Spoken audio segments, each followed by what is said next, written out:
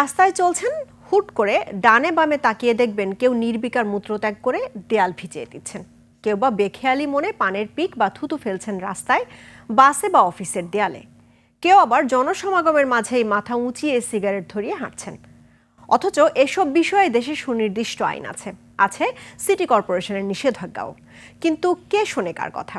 আইনজীবীরা বলছেন, আইনের কঠোর বাস্তবায়ন ও সচেতনতা না বাড়ালে বন্ধ করা যাবে না এসব। ফারুক হোসেনের ক্যামেরায় বিস্তারিত শাকের আরজুর রিপোর্টে।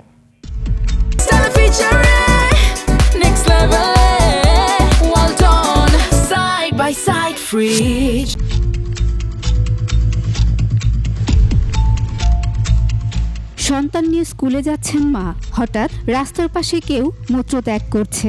এমন বিব্রতকর দৃশ্য ও দুর্গন্ধে বিপাকে পড়েন পথচারী মা। এ ধরনের ঘটনা এ শহরে স্বাভাবিক দৃশ্য যেন। আমার বাচ্চা যেটা বলে, প্রথমত বলে যে মা এখানে এরকম করছে কেন, ওদের কি টয়লেট নাই বা ওদের কি নাই, এটা কি করা যাবে কিনা। রাজধানীতে যত্রতত্র মলমূত্র ত্যাগ করা, ধূমপান, পানের পিক ফেলা বা থুতু ফেলা খুব সাধারণ বিষয় হয়ে দাঁড়িয়েছে।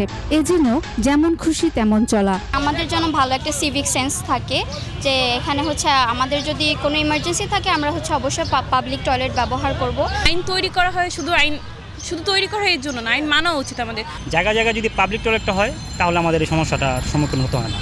দেশে এমন অনেক আইন আছে যা শুধু কাগজ কলমেই, অথচ প্রকাশ্যে করলে আছে সাজা, জরিমানার বিধান।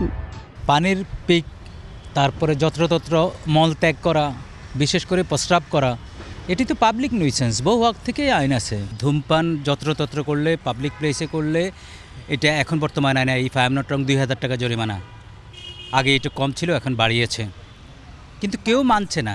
এই আইনগুলো সামাজিক শৃঙ্খলা বজায় রাখতে তৈরি, অথচ প্রয়োগের ঘাটতি বা জনসচেতনতার অভাবে অনেকে এগুলো মানছেন না, যা আইনের শাসননীতির পরিপন্থী।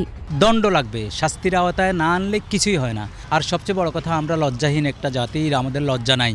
এই আইন করে আমাদেরকে লজ্জা দেওয়ার চেষ্টা করা হচ্ছে, কিন্তু আমরা মানছি না। দ্রুত এসব আইন প্রয়োগ করে শহরকে বাসযোগ্য রাখার দাবি নগরবাসীর। কালেকটিভ রেসপন্সিবিলিটিতে আমাদের ঘাটতি আছে। শাকেরা আরজু, একুশে টেলিভিশন, ঢাকা।